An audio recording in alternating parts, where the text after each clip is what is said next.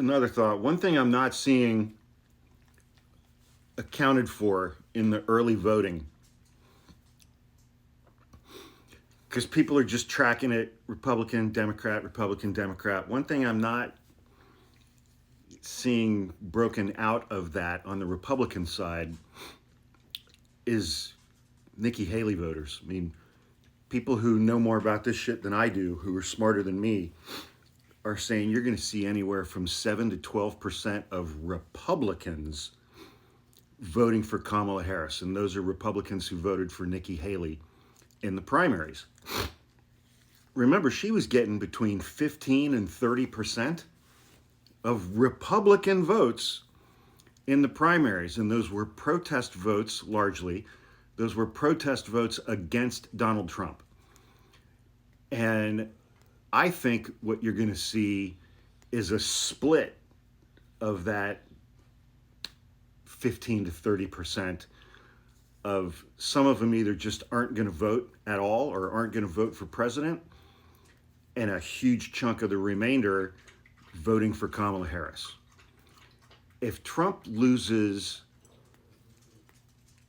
5%, 7% of Republican voters who vote for Kamala Harris, that is one way that I think tomorrow night could turn out to be, I mean, I've seen a lot of people using the word blowout. I don't like that word. But it would be, that's one way that you could arrive at a much more significant victory for Kamala Harris. So I'm going to be curious to see how that shakes out. I should also say, I had a second thought. Nikki Haley, even though she shit-talked Trump throughout the primaries, I mean, like, really hard. She went at him hard during the primaries.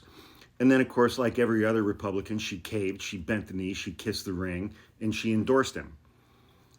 And Trump refused to use her during the campaign. He refused to make appearances with her. He refused to let her make appearances on his behalf. And when he did speak about her recently, he spoke about how badly he beat her in the primaries, which a lot of those Haley protest voters were women. And that was a real-time example, yet again, of how he treats women.